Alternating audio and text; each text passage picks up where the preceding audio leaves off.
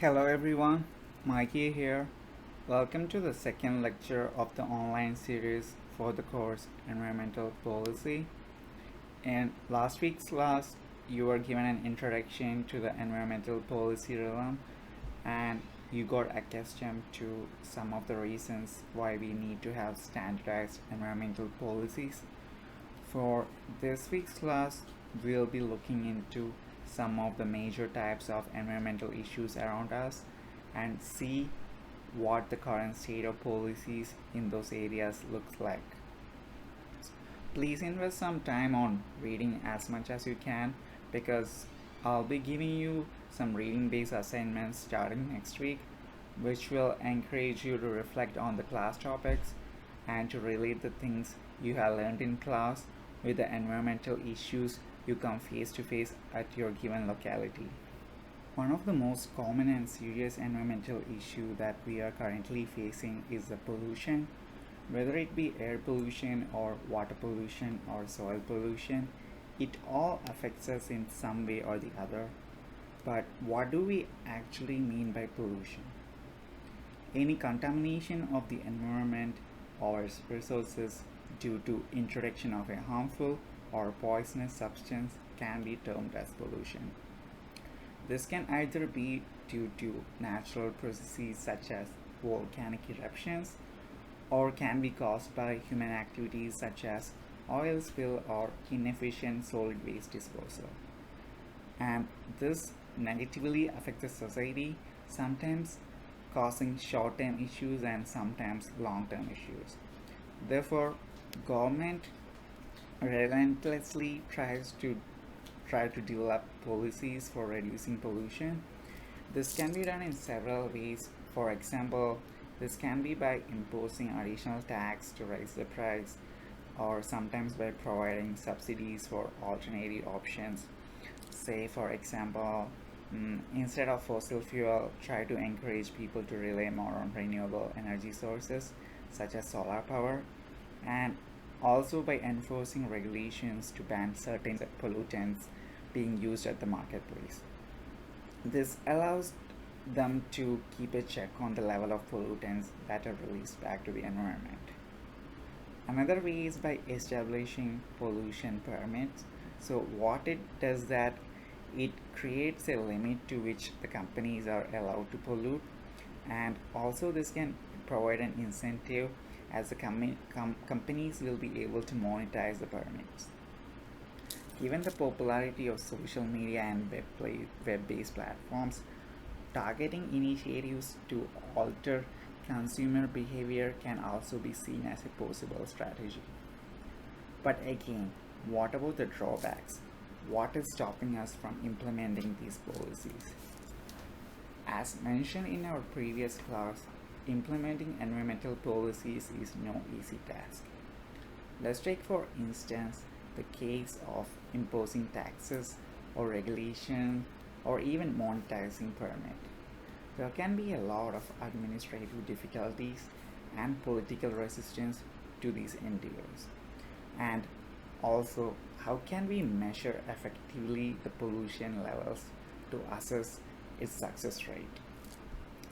This is also a very debatable topic. Same with the subsidies. A lot of times, the initial cost associated with implementing solar panels and kind of things that government provides support is very high, and most of the small scale industries are not able to afford it. And as you can imagine, trying to convince people not to use something like plastic that they are so used to is hard as well. Therefore, what we can do is to try minimizing their usage little by little till we reach the time where we can totally replace them with an environmental friendly alternative. As you know, changes cannot happen in a day, but we still need to work towards it. Another serious issue that we are currently facing is the climate change. Nowadays, it's a very common term, and in fact, my research work is actually related to this phenomenon. I study how Amazon tropical forests respond to climate change using satellite, and other remotely sensed data. Even though I'm very passionate about this topic, since you will be having a separate course module focused on effects of climate change, I'll be just touch basing on the important concepts in this lecture so that I would be able to give you a brief introduction to the subject. So back to the topic. What do we really mean by climate change?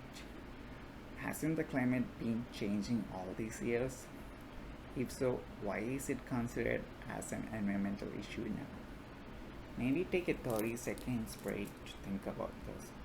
And also just make sure that you don't confuse weather with climate, because weather we use when we want to describe something like a short-term condition. Say for example, we say it's cloudy or rainy or sunny outside at the moment, whereas climate is what the weather is like for a longer period of time.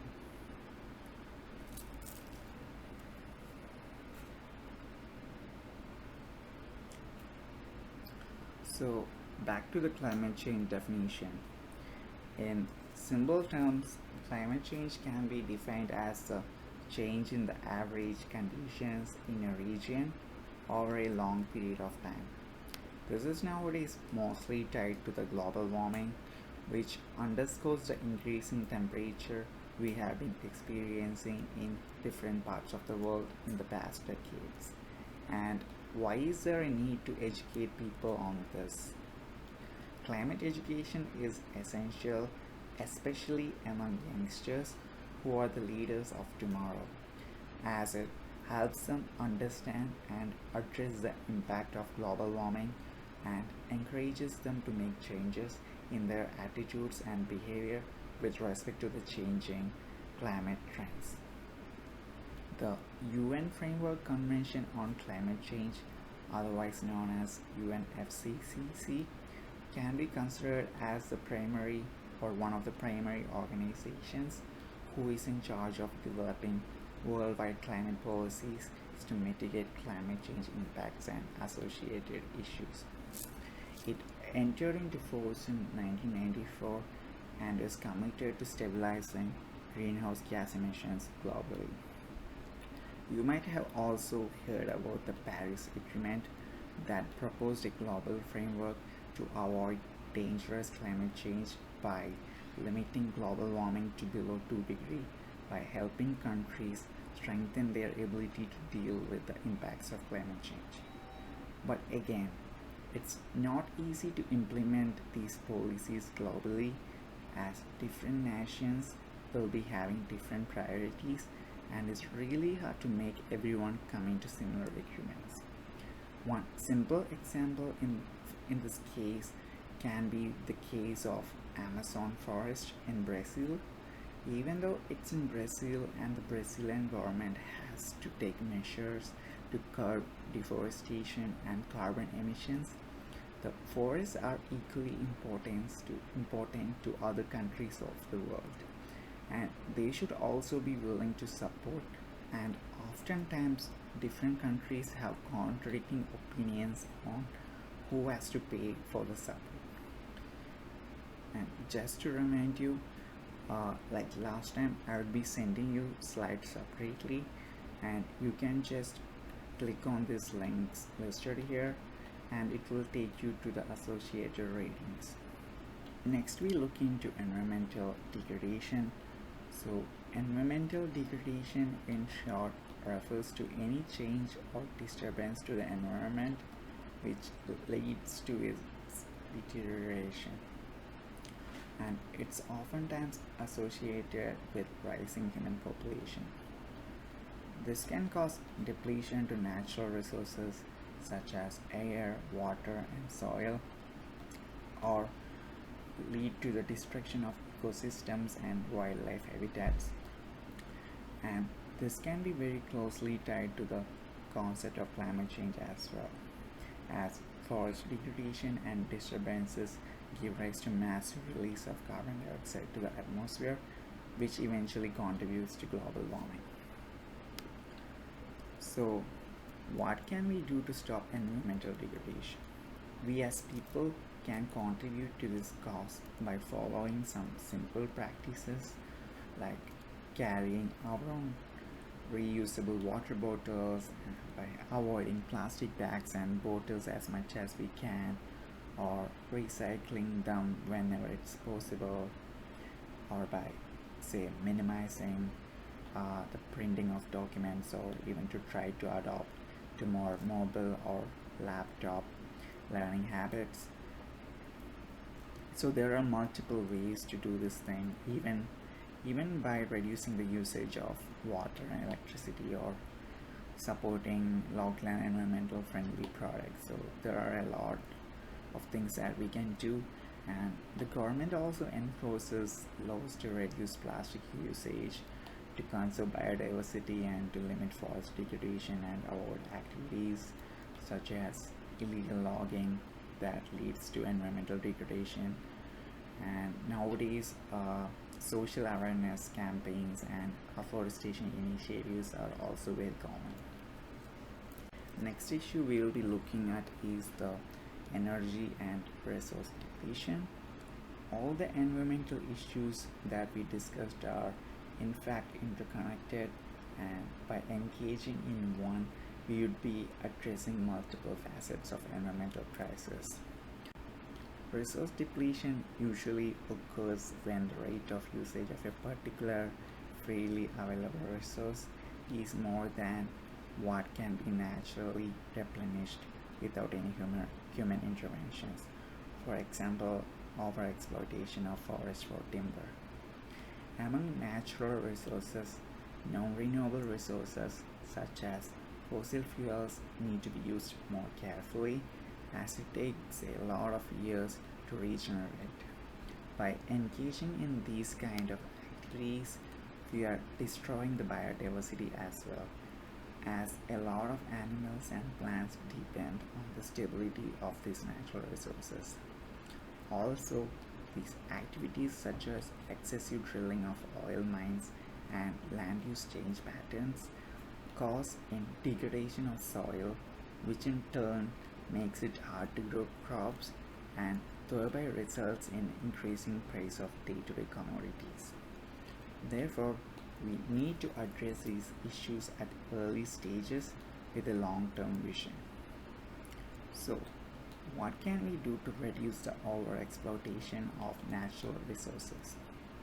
Maybe we can support government efforts in protecting forested areas or restoring degraded lands, and try to manage our resources in a more sustainable manner, and also be an advocate of renewable energy sources.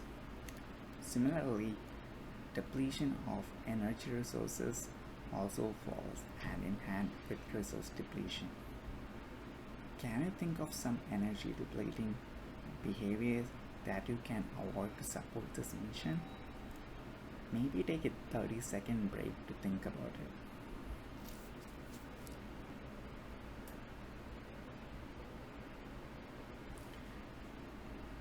So, what were you able to come up with? And what can you do differently to preserve our natural resources and limit usage of energy? Reflect on this for now, because I will be giving you an assignment along this line in next week's class. Finally, we will be discussing on biodiversity conservation. We already saw in previous slides how proper natural resources management and environmental protection is crucial for conserving our flora and fauna. In general, biodiversity includes not only the rare and endangered species of birds and animals, but also everything that comprises an ecosystem.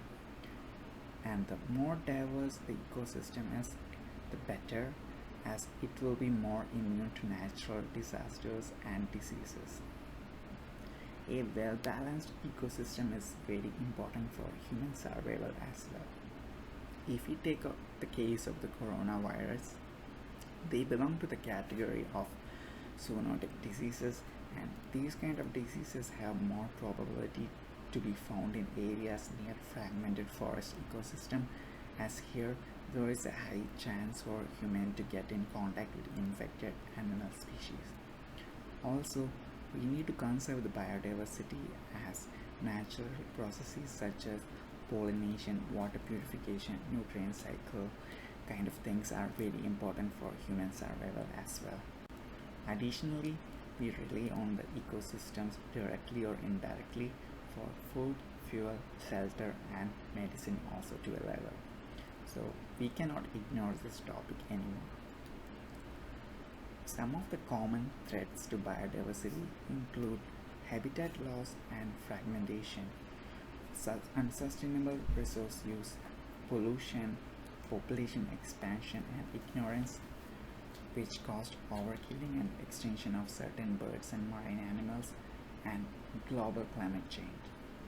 We had discussed about all these in the previous slides, and now I want you to think about all these issues from a global standpoint of view and then try to jot down specific challenges that are faced by your community. After that, take some time to reflect on what's being done in your locality to conserve biodiversity and see what can be changed or what you would like to be changed. Save your notes for next class as we will be delving deep into this topic, and you will also be asked to write a short article on your observations and suggestions for improvement. I hope you guys found this video lecture really helpful. So please free to reach out to me if you have any questions or comments here, and if you have any issues with accessing the resources, let me know of that as well. I'll be sharing the PowerPoint slides separately like last time. So until next week, goodbye and have a nice